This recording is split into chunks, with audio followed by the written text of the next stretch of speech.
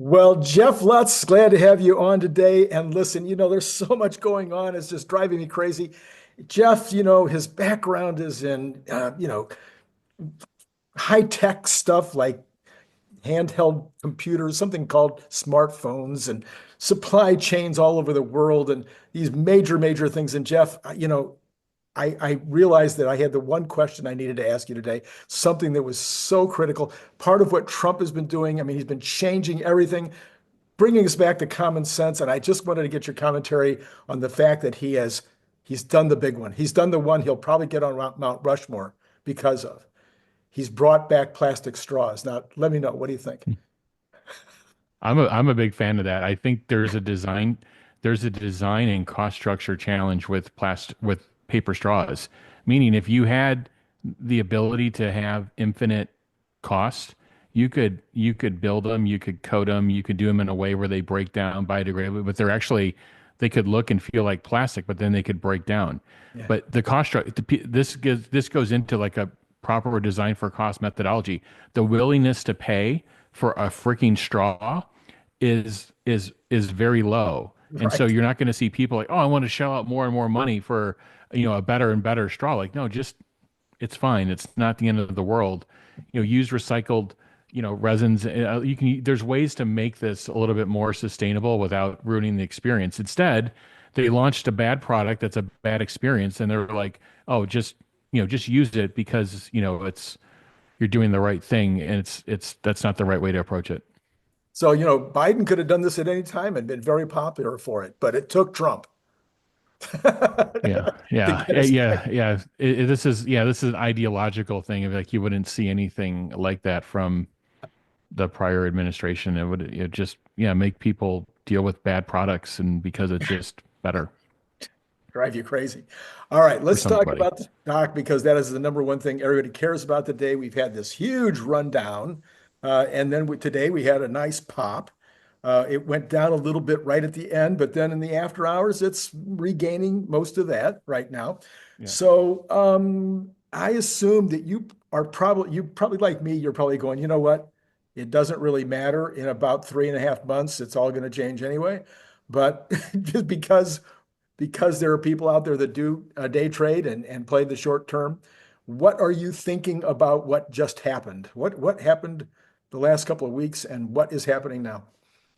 Well, there were several, gaps in technical areas that were blown through, quite frankly. And then, there's areas of support around 333 to 335, and I think then 317 to 320. And then, yeah, I saw the early pre-market hours, this morning, and it was this dip, and then it just completely reversed. Then there were upgrades pre-market. There was reiterations from there's new coverage. There was, benchmark. Then there was reiterations from Morgan Stanley, reiterations from Dan Ives, the great Dan Ives, and A Wedbush, great Dan. and yeah, and so yeah, I think you just had a mix. I think that many days of selling in a row. I just so you don't know like is there follow through here? Is it going to be is there real follow through or is it the quote unquote dead cat bounce? I mean, you have tremendous noise that was put into the system. An unsolicited $100 billion offer for another company, and immediately people just jump to the conclusion of he's going to sell a bunch of Tesla, even though the Bezos family sold $21 billion of Amazon as it's going to an all-time high, even though the Zuckerberg estate sold billions of Meta and it's going to an all-time high. If Elon literally sells enough to buy groceries for the next week, it's apparently the end of the world.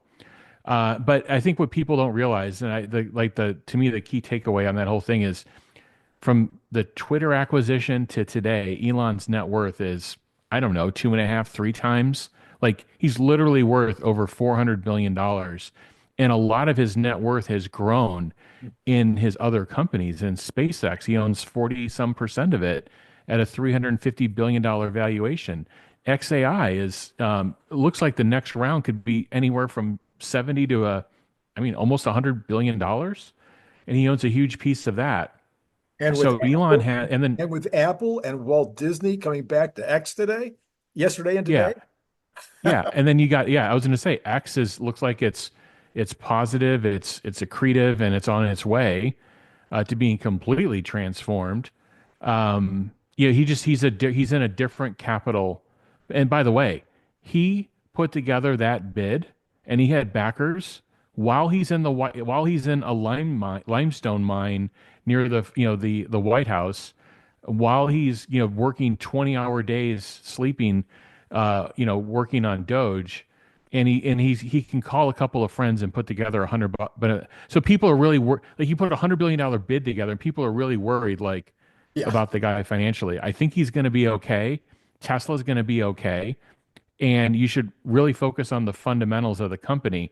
But I think that $100 billion bid, and I just think the noise of like, every weekend there's just this cage rattling of the market, whatever it's tariffs. And I do want to come back to We will.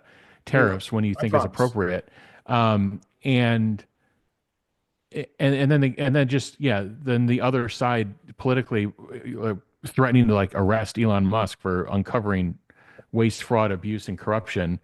And so yeah, when you have all of those things happening at the same time, then you don't have these things. And then you have the FUD.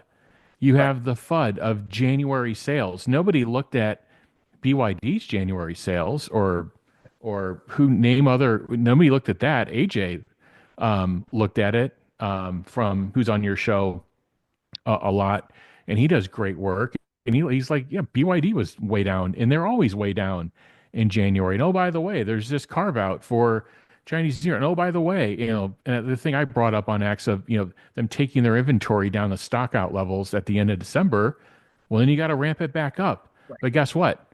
They don't have the product yet to ramp. They're ramping up the new Model Y, which is not going to ramp up at the same rate as the old Model Y would have if they restarted that in January. So they took the channel down of their number one product that was two-thirds of their volume, and now they're re-ramping it with a new product.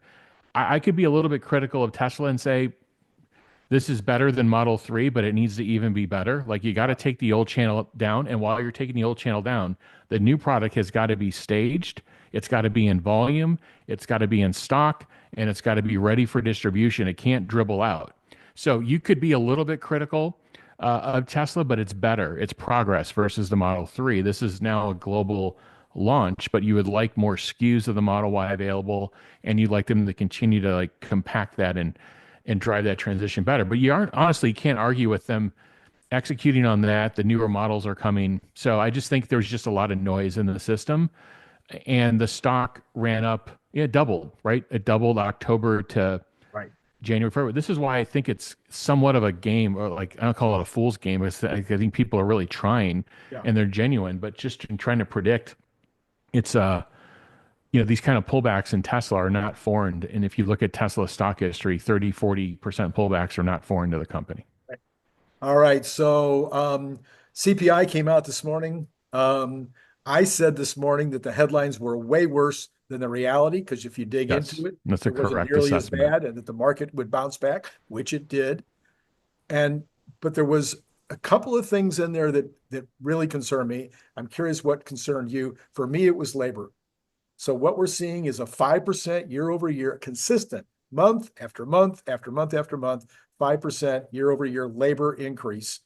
And while that's great for a while to catch up, because labor was so far behind in terms of the Biden years, but at a certain point, you can't have 5% labor every month and not have 5% CPI.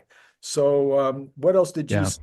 You Well, you have housing at 30% of that number, and it's got this long and variable lag. And quite frankly, the high end of the rates have not moved much. So mortgages are still high, but that number is going to continue to roll off. That was a big chunk of the number, but it was auto insurance and eggs. Eggs, And by yeah, the way, people need to understand like this is not like the egg prices today. This is the November to December relative changes in pricing. This is the data from December. That's the sorry, I'm saying this is the okay, February CPI.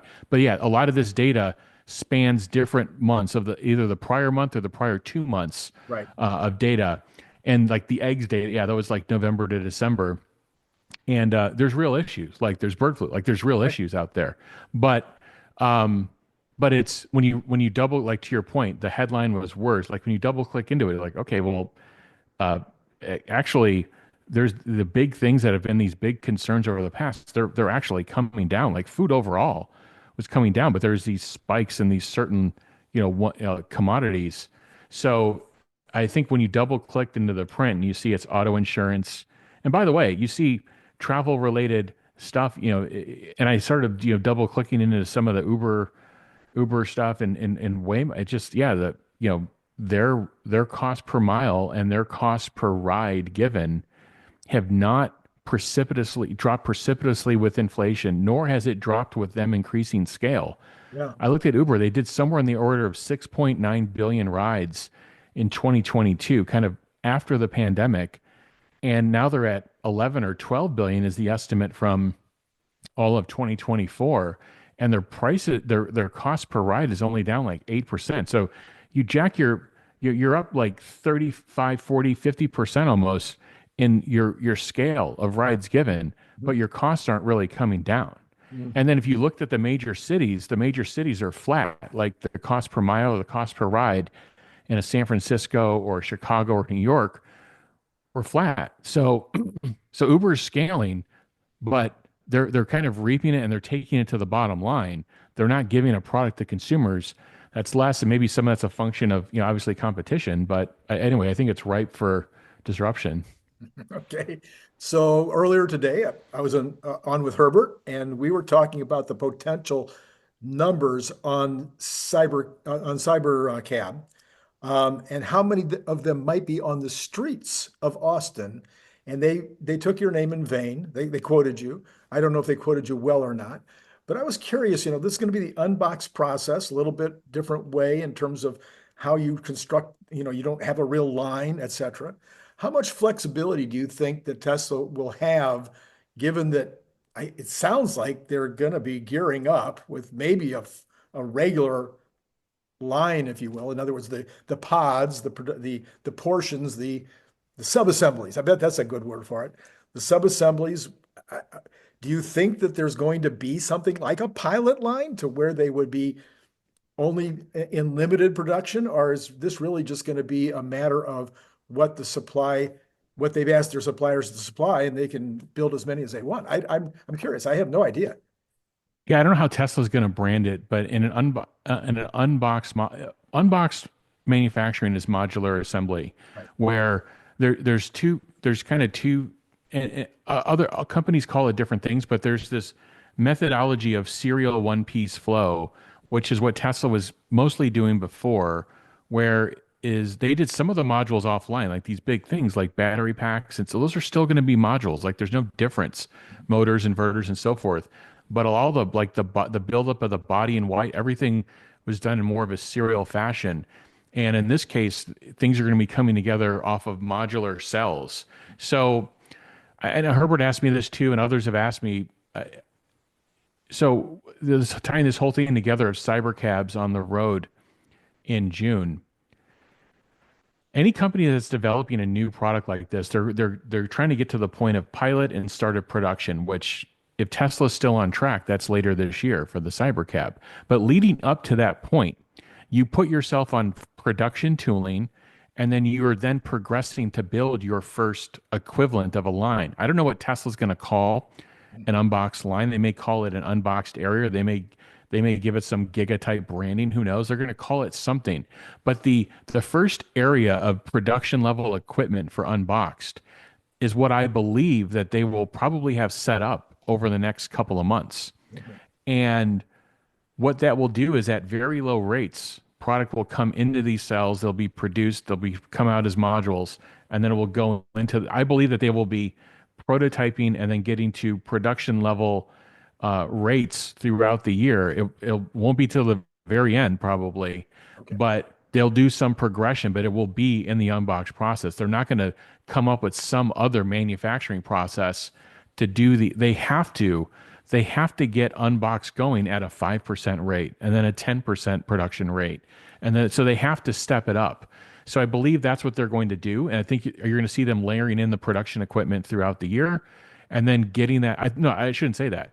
I think they're going to layer the production equipment in the first half, Right. but then in terms of getting it to rate, it'll be over that second uh, period of time, and then they may be making adjustments to the equipment and making changes, and then they'll get it to a point where like, okay, can this thing produce a vehicle every X number of seconds, and what's that input output rate of each station to do that? So I think that's what they're doing, but through that whole process of getting to 100% rate, you will produce samples. These samples are cybercabs, Mhm. and it could be many thousands, it could be hundreds or thousands, it depends what they choose. Mhm. But I think they'll produce many of those, and this is my theory of what they'll do on the bot. And this is why you're getting to the 5 to 10,000 on the bot. Some of these samples will be pre-started production. Maybe some of them will be post-started production, but they're going to name it production version one. Mhm. And I believe they'll do something similar with the Cybercab, but they got to bring up the unbox process, and they got to get it going at some rate here soon. So then again, so that sounds to me like you're saying they will be very flexible. If they decide that they want a few hundred for Austin in June, then they could do a few hundred. If they decided in August that they should add 1,000, they could probably, given them Yeah. 60 days notice, they could be planning the suppliers to provide them for a few thousand if they wanted to. Yeah, and all the suppliers, the electrical suppliers have to be getting to rate early, like in the first half of the year, and then the mechanical suppliers, think of it, have to be getting to rate in the second half, and then all the factory tooling needs to be installed, and ready to go, I would say by the beginning of the second half. So Right. all these things happen in a logical progression. And there's a master schedule for these things. Mhm. There's different names in different companies, but there's a master schedule that kind of layers all these things in. So I believe that's how they're approaching it. It's exciting to see. I think what people should though keep in mind is the Cybercab won't be the 17 to $20,000 vehicle till probably another 6 months into the new year, 8 months, maybe up to a year into the following. It's going to take them time to get this new process to rate, to get all their new suppliers down. But this is a multi-year story in the making. If you remember Investor Day in 2023, each of the department heads got up to the microphone and said, I'm the electric motor person. Like this is how I'm going to get to a sub. Elon gave me a target. This is how we're going to get to a sub $1,000 motor. And what's different about Tesla than other companies have these siloed functional organizations all over the world. Mhm. The electric motor team is a VP on, Elon's staff or his second level staff, and he pulls together the entire team, and they all sit around a table. And it's supplier realization people, it's quality people, it's process engineers, it's DFX, it's his hardware software development. They're all around the same table, and they all have the same goal, which is it's this price point, it's this performance by this date and this volume. And if you get those goals and tension working together, you can do some. It's one of the secrets of Tesla, I believe. Yeah. All right. So on a almost related issue, we saw a camouflaged Model Y this morning. Joe Tegmeyer flying over, showing Model Ys out in the stream of commerce, ready to get onto trucks. But there was one, or maybe three actually, that were camouflaged. Were you able to pick up anything at all from that? I wasn't, but I, Yeah. One of the difficult things, I mean, you could do it with, I guess, with drone technology is just to look at relative size of objects. yeah. And so it would be great is to get a picture and aspect ratio of something that we know of, like a known standard, like a Model Y, and then put one on one of these and say, all right, can we answer one question? Like, are these things basically the same size? Because that could tell you a lot. Um, so yeah, I didn't gather too much more. I know they obviously have to work on a performance version. They've got to work on a single motor version. So I'm sure there's things that they have to test out. I'm not sure. I think the only thing that they would be camouflaging, quite frankly, is if they're doing something different with the rear treatment for the performance version, and then obviously a badge if they want to mess around with that this early. And then, but I can't think of too much else. I know they did a similar camouflage, the Model 3 performance, and I think they Oh, had to camouflage the interior because the seats were different. yeah. Okay. And So that may be what happening. There could be some sort of like Squircle-like steering apparatus. Who knows? Mhm. So we'll see. But they got to get these other versions of the Model Y. They got to get Model Y to scale, and they got to do it quickly. So I was encouraged to see Joe's video Uh, of a bunch of them being, put in the lot. that was exciting. So, all right, let's talk about tariffs. Let me start with something I've been talking about for a while and that I was hopeful of. And listening to, I'm going to forget he was in the last Trump administration. He did a video on CNBC today, and I'm going to forget his darn name. But he did such a great job on the video on the interview talking about the tariffs and the applications. And the one thing that he talked about, which is the thing I've been hoping for, is he kept on talking about strategic. He kept on talking, we need to be able to make aluminum and steel in the United States at scale so that we have successful companies making those are strategic materials. We have to be able to make certain drugs in country. We don't want other countries to control our destiny if we have another a pandemic or some other reason. And he kept on talking about the strategic aspect of these tariffs. I'm sorry if I'm pontificating and you're supposed to be the guest. But anyway, and the second part that Brian Wang, I think, might have been the first to talk about was this idea of creating a new world system, a world where everybody's supposed to be equal in terms of trading, as opposed to the U.S. being kind of the mommy that's taking care of everybody. Both of those things seem to be happening now with Trump. What else do you agree with that? What else do you see?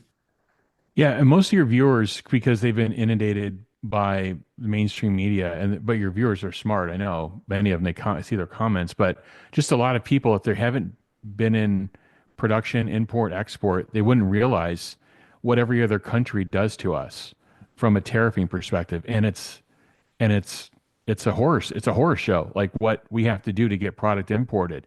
I was happy to see, while they're an ally, I was happy to see the reciprocal tariff conversation on India. India is a disaster, and they really put guns to our head on the smartphone world. And they could have done it in a way where it's a little bit more of a gradient to get us in over time, but it was really kind of a gun to the head mentality. And so I think just point blank period, what others are doing, it's not even. Right. It's not fair at this point. But I will tell you, there are things I do disagree with in terms of approach. So in the case of aluminum and steel, we've had Section 232 tariffs on, and then USMCA superseded some of them, and then some of them had been workarounds. We put Section 232 tariffs on aluminum steel in 2018, and it was 25, I think, on one metal and 10 on another. So fine, take them both up to 25, get all the provisions off. But, also you could put the tariff on and say it starts, 180 days from now. And so what you do is you give your supply chains time to unwind. Right. And this is and fix the problem and fix it permanently. Right. So what you have now is you have people second guessing. So there's two things I will take issue with the current administration on. First off, I agree in getting to your reciprocal tariffs. I agree that we should be looking at all these things, and I'm supportive of it. It's the application of it that can be problematic. And the first issue is going to be this start and stop thing. This what happened with Mexico Canada thing of like, Saturday afternoon, I'm signing something, it's going to start Tuesday. I'm just telling you what happens. Yeah. You know this from Yes. what people do. They start building inventory. They start second guessing. Some suppliers stop buying raw materials. Right. And then all of a sudden you come in Monday and like, oh, we figured it out and we have a new plan. And then people are like, oh, well then, but then now they're like, oh, there's a 30-day window. There's a 30-day reprieve. So in 30 days, I'm the back to scary the thing same. could come back. So what are they doing over this 30 days? They're plowing inventory into the system. And this could get really messy with PPI, producer price index. Mhm. This could get really messy with GDP. Mhm. This could cause real issues for companies from a profitability, like real issues for profitability. and then you're going to have suppliers second guessing, and it's going to be a mess. So if I were the Trump administration, what I'd do is, first off, I would be swinging a hammer on tariffs. I would. I'm supportive of it, but they got to be strategic and smart. If you put 25%, if you build a USMCA and you launch it, whatever, 4 or 5 years ago, whatever the date was, 6 years ago, and then you tell your auto companies to build their supply chains to your USMCA framework, you go out there and you tout it. Well, that's what they did. And then now you come in and say, well, scratch that.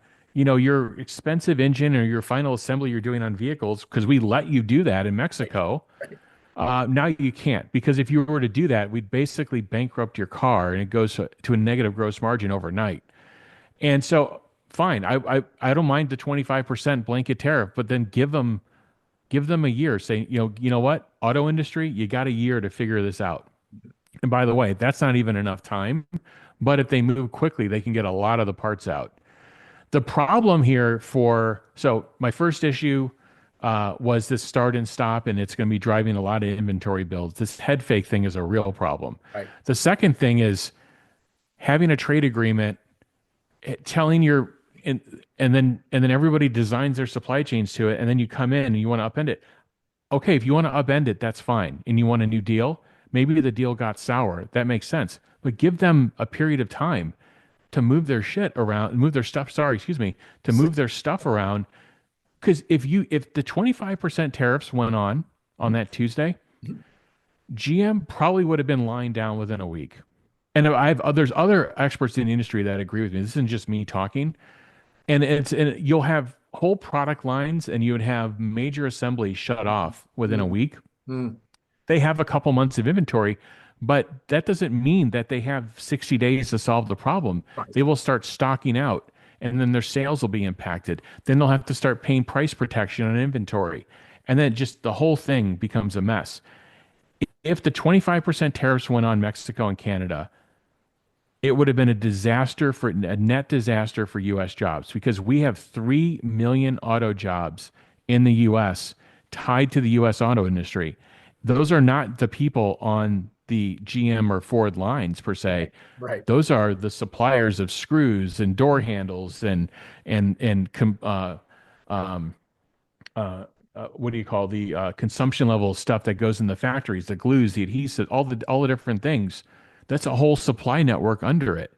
So we have a 3 million person autos connected to the auto supply chain. And I think it would have been literally disastrous. Yeah. And I think Farley has come out and said something to that sort. You never get a clear statement out of Mary Barra. I don't know why. She should be very clear. I mean, I wrote an article on this. I listed the cars that would literally implode right away. So anyway, I think tariff application, do them.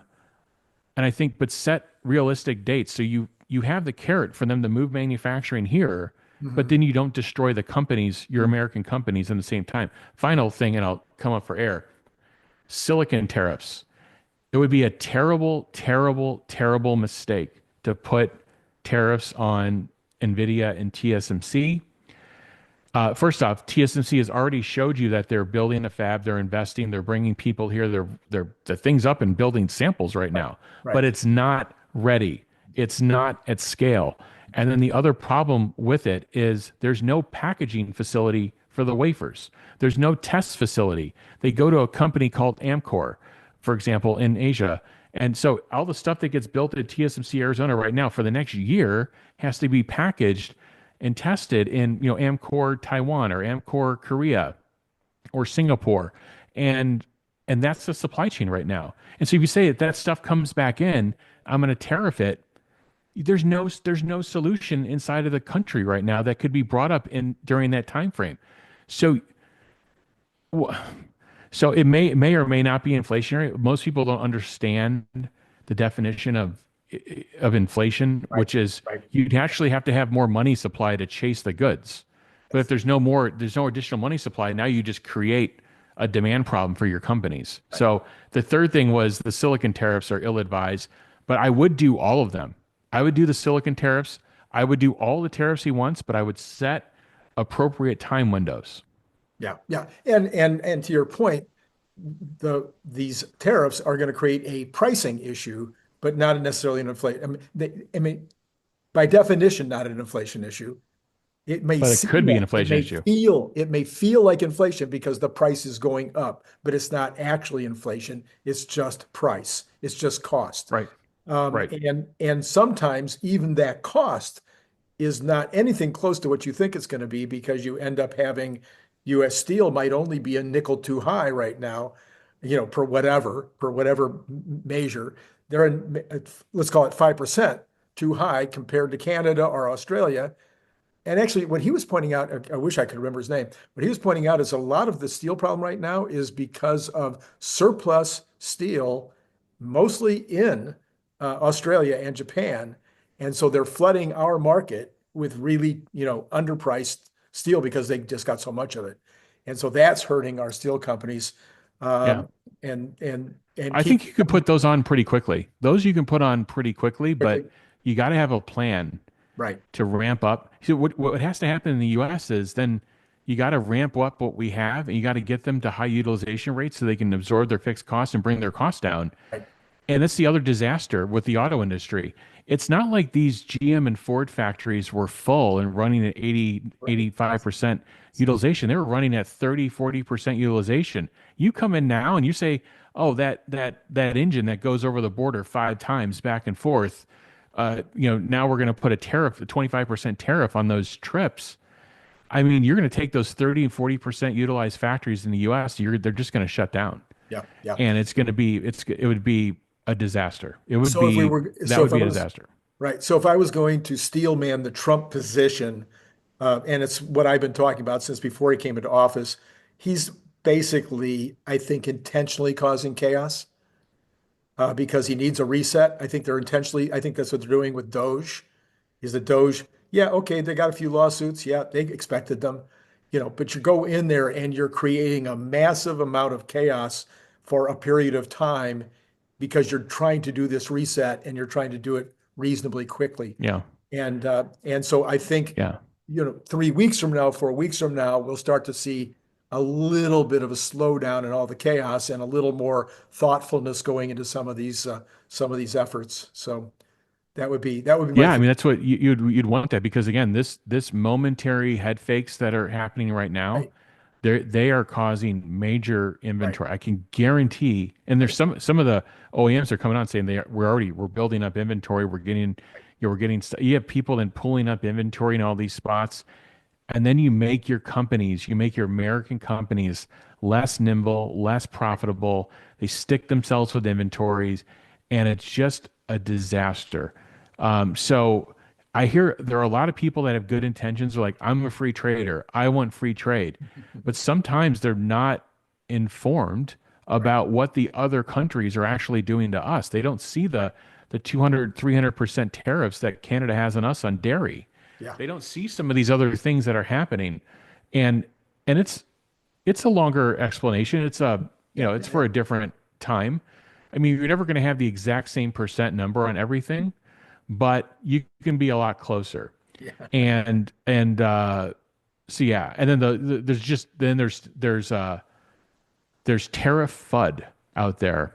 Like I see the picture of Xi Jinping and he's got the sheepish smile and Xi Jinping puts tariffs on US autos. And then you read it. You have somebody who can read Mandarin look at it and like, oh, well it's on commercial vehicles, it's on an engine of this size, it's not even passenger EVs. Right, So here am I. I'm like doing the math on Tesla, and they build 662. They shipped 662,000 cars inside of China, and 660,000 of them are made in China. I'm China. like they're not going to. So they're 99.7%. They're fine. The Right. the 0.3% S and X. Okay, that's going to get a little bit of a tariff. Big deal. And then I look. It's not even that. It's zero. Zero. So it's almost like China is almost doing a little bit of a carve out. They may do a little bit of a carve out for maybe Tesla and maybe Apple. Yeah, And the reason is they depend on both of those companies immensely for sure. their own GDP. All right. So last subject, and just switching completely so that we make sure that we cover all the problems in the world in one swell swoop here is when Trump first unveiled his Gaza plan. the world wondered what he was smoking. They thought, "What, are you even kidding? There's no way. What are you even talking about?" But now I'm beginning to think that we should have a slogan. We have the slogan for Elon, never, bet against Elon. I'm thinking we now need a slogan for Trump, which is if he says it, it's probably going to happen. Have you been as shocked as the rest of the world that the Gaza thing looks like it's going to happen? And what do you think about that?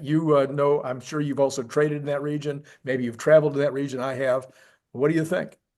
Yeah, I mean, I have friends from, both sides of that, very close friends from both sides of that thing, and it's kind of a horrible thing. I think the way Trump is thinking about this is just, these sides have been fighting for decades, Okay, how and about is millennia? there, yeah, yeah, it's true. Yeah, if you go back further, yeah, I agree, yeah, and how do you put an end to it? Like, how do you figure it out? Like, once and for all, and can there be a better life for both sides? And I think just the standard political talking points just haven't worked over the last, several decades of, two-state solution and we're going to do this. It's just it's a much deeper problem. So I think he's trying to be bold. You can fault him for the delivery of it. You can fault him for being vague. But I think he's got an end plan. I think his heart is in the right place. It's just it's a really touchy subject. It's not easy for us sitting here in, the mainland of the United States to necessarily understand everything here end to end of what's happening. But I think his heart's in the right place, and I think he wants whoever wants to live in that area, he wants to make it more inhabitable, peaceful, beautiful. I mean, it is a beautiful area. It's just war torn. And so I think that's what, and I do like the fact that we're getting tougher on our, like, anywhere we have hostages in the world, like, they need to come home, and we need to be tough, and we need to, figure out how to do the right kind of trades. We need to, Americans should know if they have American passport and they're abroad, if they get held up on something that's not their fault, like, they're going to be fighting for them. And I think that's, for me, I'm glad to see that. All right, so again, I have this new theory. If he says it, it's probably going to happen because I'm spinning. It's just remarkable every day to wake up and see, like a hostage coming home, and then another hostage coming, and then okay, if you don't release the hostages by Saturday, now we've gotten a negative response to that, but it's only Wednesday, so I guess there's still plenty of time for Yeah.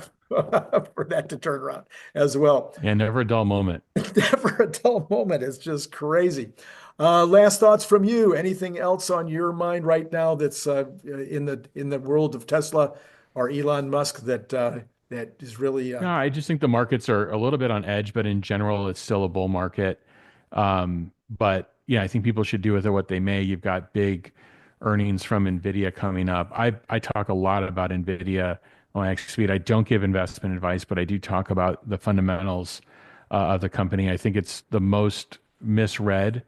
I have this theory that, and I posted about this, that just fintech and, social media are just literal cesspools for these Mag 7 companies, because if you talk about them, it's going to get the most amount of eyeballs because they have the most amount of investors. And then at the same time, it has the most amount of investors on either side of the trade because there's the most total size of investors, with Tesla being the most famous one that has, people, a very large size of people on either side. Relative to the short position doesn't matter. There's all kinds of people building hedges against Tesla. But anyway, I just have this theory that if it's Mag 7, it immediately gets eyeballs. And therefore, you're just going to have this constant stream of FUD creation, FUD, and then people stomping out the FUD. And then it's just going to be this endless loop of trying to spook and scare people just nonstop. Just nonstop. Like, every morning you wake up on NVIDIA and it's like, oh, we think we're going to design our own chip. Who cares if OpenAI wants to kick off a new perception chip? They're not going to design CUDA software overnight. They're not going to design the NVLink. They're not going to design They're not doing that. They're going to do a perception chip, which 7 other companies have already done. But anyway, let's spook people with that. Or with Tesla. It's the thing of the hour on Tesla in Right. terms of trying to spook and just trying to get articles, just trying to get news articles out there for eyeballs. And I just think we're going to be in this constant loop unless we get to some sort of like real time, hearing the other side of it. I think Community Notes is trying to get close to that, but it's just a disaster with fintech. I don't want to use the term misinformation because I think that got overplayed and that got actually abused, Yes. that process. But my final thoughts are just know what you own. Who Yeah. said that? I know it's one of the famous investors. It may have been Warren Buffett Probably. Yes. or Yeah. and just Become an know expert. what you own. Become an expert in what you own. Yeah. That's what I've been Yeah, telling know what you own. that's what I've been Then the telling FUD my, will just fly yeah. fly over your head back and forth. And if you want to comment on it, you can. Otherwise, just know what you own. Don't be out there and not investing in things you're just not certain of because the social media, and I'll even put X in it, even though X is trying to do the right thing, Sure. and fintech is just a literal cesspool of information, just people putting stuff out, and there's just no analysis. They just want eyeballs. There's someone that put out something today of some group of senators put a proposal for $1,000 tax increase on EVs. So Yeah. what? Yeah. Yeah. It would never pass. But they don't put that. They won't put the next sentence in there. They just want the engagement. So anyway, All right. that's my vent. You forced my hand though. It came to my mind. I've got to ask you because it was on my list anyway in my head. Yeah, Elon Musk right now says he might be for the next couple of months. He's going to be Doge, Doge, Doge.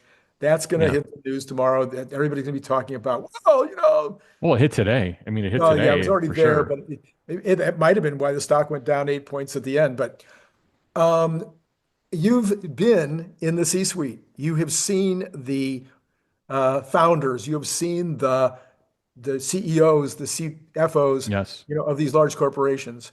I can only think in terms of the size corporations I usually dealt with, the smaller businesses. But Yeah.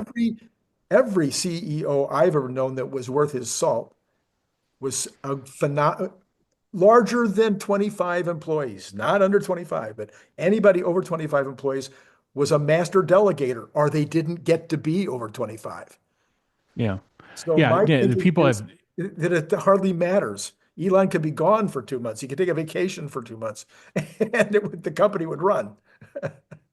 no. I mean, what you want is well, Elon is the uh, he's the prime example of this. He does not have a typical CEO schedule of look at his blocks. He's got time blocked off, and he's got a series of 5 minute conversations, 10-minute conversations. Sometimes it's an hour standing meeting, like if it's the Raptor engine, it could be a design review. But in general, he manages his own calendar. He has somebody helping him, but he ultimately dictates where he's going to spend his time.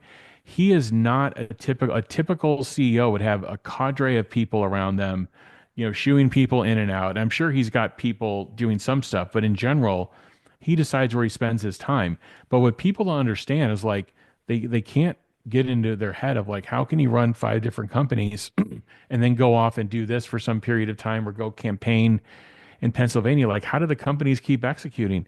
That is not the cog he is anymore. This is not Tesla 2008, 2010, 2012. What he's done is he's hired and trained people in his likeness for the last 15 years. So if you look at that Tesla staff and how long they've been in their position, and how long they worked with him, they are mini Elons, many of them. Now, will they have the capability and to the extent? No, but they know what their boss is going to expect of him, ask them to do, and they're in those positions for a reason. I just think people don't understand that Elon does not get the credit for hiring the best people and having this way to like weed through like who are the best people, pay them a ton of money Yeah.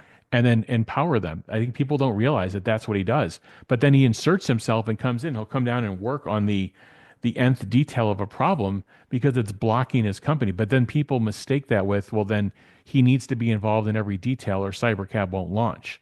And that's just not the case.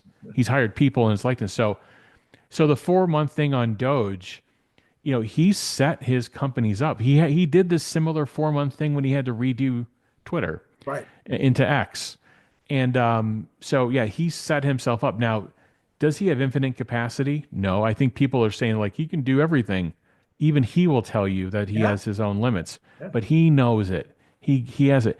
He knows what end state looks like for Tesla in 2025. He knows he needs to get 5 or 10,000 robots working in the factory. And he knows there's a series of milestones that are needed to get there. So he's going to check on the progress of that. He's going to make sure he knows he needs to get unsupervised out in June. He knows there's these big drops of things that need to happen in his companies. And then he focuses there. He doesn't want to figure out like how to allocate Teslas between Spain and France. Right. That's not what he's working on.